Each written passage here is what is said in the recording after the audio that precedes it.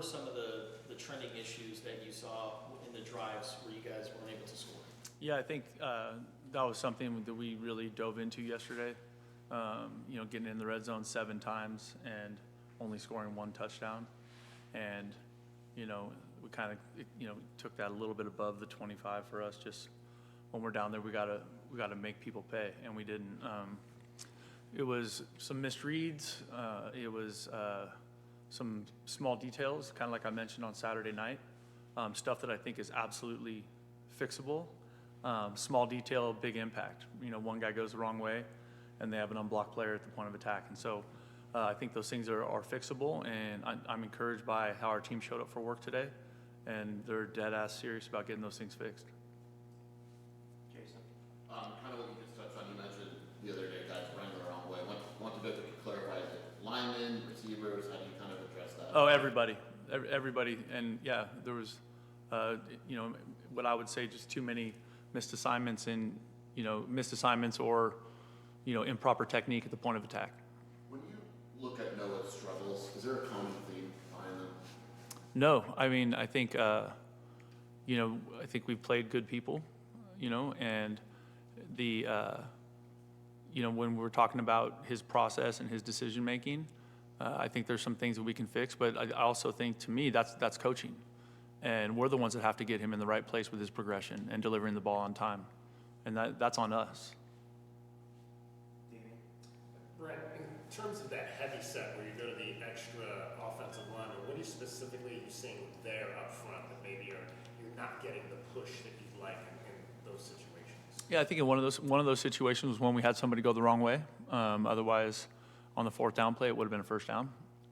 And so that has been a good thing for us this year, that formation. And so I think that's, with some of the shuffling of the deck, with some of the pieces in the offensive line that have kind of swapped out, those guys are getting dinged up or whatever, I think, making sure, trying to give us a chance to run the football effectively, out of that front when we just need to get a yard or we need to get 6 inches. We have to be able to get that. And so, moving guys around in practice and giving them, playing with some possible scenarios of substitution that we experienced Saturday night, so that we have a little bit of continuity on that. And it's hard because you don't want to be in that spot, but if someone goes down, sometimes you're moving players around. How much maybe did that lead into the second half situation where instead of going for it on 4th and 1, you decide to take the 3 points there? Is that some of that in your mind when you've got going the wrong direction? That wasn't in that moment. No, in that moment I was like, this gives us a chance to take the lead. Tyler was hitting the ball so well. I felt like it was a momentum game there, and so I was just thinking that was our best option. In general, though, having a weapon as valuable as Tyler and his ability to make from so far, do you think in any way it is impacting play calling, knowing that you already have the 3, so maybe you can take more shots? Or No. You're not trying to push? No. We're trying to score touchdowns. Jenna in the back. No, it's early in the week still, but what's standing out to you about BYU? They're a really good football team. I think it's an interesting situation where coming into this conference, our last 4 games have all been against really good people, right? All people that are 1 loss or better. You know what I mean? And so going on the road, another hostile environment, they're extremely physical. They're very well coached. They play hard. Like all the, to me, in some ways, like physicality-wise, they're similar to what you experience when you play Utah. Last week, Bear announced that he was going to have to sit out the year because of injury, and Speedy sitting out for his decisions. Are there any players, anyone else that you don't expect to have back this year for whatever reason? Right now, I don't know that. Like in terms of injury or? Either way. Yeah, I'm not going to talk about injuries. We've covered that ad nauseum. But and whenever anybody gets injured, it's just another opportunity for someone else to play, right? Someone else to go in there and get the job done for the football team. And so, I think that's an important thing that our players are, grabbing hold of. I think we've seen some guys do a really good job of that, and I think there's going to be some other people that step into those roles and execute at a high level. And then in terms of like the redshirt stuff, I don't know yet. That depends on how the season plays out. If they're a freshman, do we get them in 4 games? If they're playing a lot, we're just going to get them in the game and let them play? Because we still have a ton of football left to play, right? So that's where, In both of those cases, though, you would, if they want to make those announcements, that's on them, right? You wouldn't be against them publicly announcing that they are done because of an injury or something like that, but that's their choice. yeah, I mean, I'm not into censoring young people, you know what I mean? Like, I want them to make responsible decisions online with that kind of thing, but that's the world they live in. Jason? Next 2 weeks are day games. As a head coach, do you prefer one over the other? I like getting up and playing.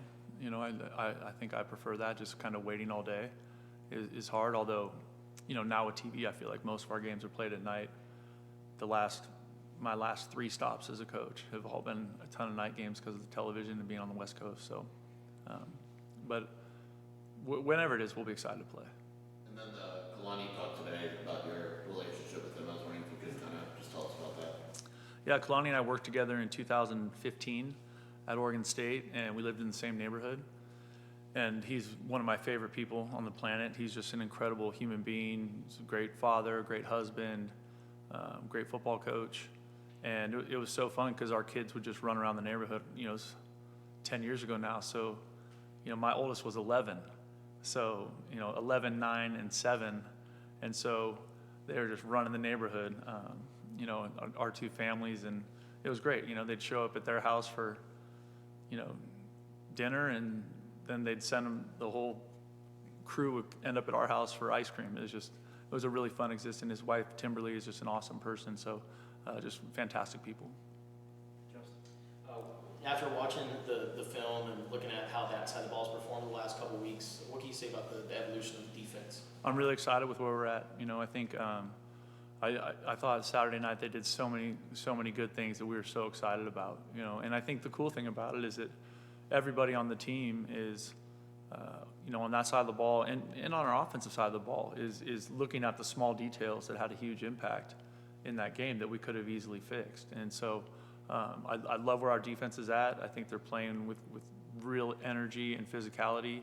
It's really, really exciting. And I think there's a couple plays we'd all like back. And that's what happens when you don't win a football game. It happens when you do win a football game. You know, you always want plays back. So when you were talking about after the game, you know, guys running the wrong way, you're going the wrong way. Is coaching, personnel? How do you just look at that at this point in the season? I think it's both, you know, but it absolutely starts with the coaching, and it starts with me. And I have to assess, are we asking guys to do stuff they can't do? Are we asking them to carry? This is all stuff we dove into yesterday, right? Like, do we have too much scheme, right? Because our ability to execute what we're doing is based on how well we know it, right? And sometimes that happens when you have a player that gets thrown in there because of an injury, and that can be a little bit tricky because he hasn't had as many reps as the first team player, right? But at the same time, it doesn't matter. Everyone's expecting you to go in there and execute.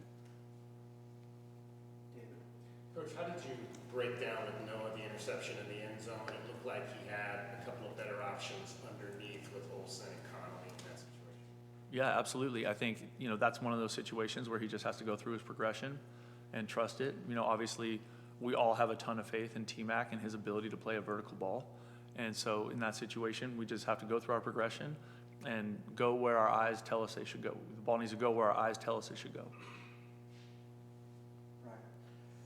What are your thoughts about elevation? Did it have any impact in Salt Lake, or was it negligible for you? I think elevation is one of those things that if you let it be an excuse, it is. You know what I mean? Like, they got to play in it too. Like, it's just one of those things. And we're at a little bit of elevation here too. So like, I think for our football team, it's not as big of a factor. Last question, Jason. Do you think Noah's confidence has taken a hit the last few weeks? I don't think so. I mean, I think our confidence comes from our preparation, and his preparation has been so good, right? And, you know, a week ago, you know, he throws a couple incredible balls that win us that game, you know? And so I think that's one of the dangers of the game is letting the outcome dictate how you feel about yourself and not being objective about the mistakes that we made and fixing those, right? So I think for Noah, his preparation is always extremely on point. You know, he was in here yesterday. You know, he just, he's such a competitor. He's such a great leader. And he's also one of those guys that always wants to, take accountability for not getting the job done, which is, I think, why the team loves him, why we all love him, and why we would do anything for him. All right, that's our time. Thank you. Thanks, Brian. Thank you.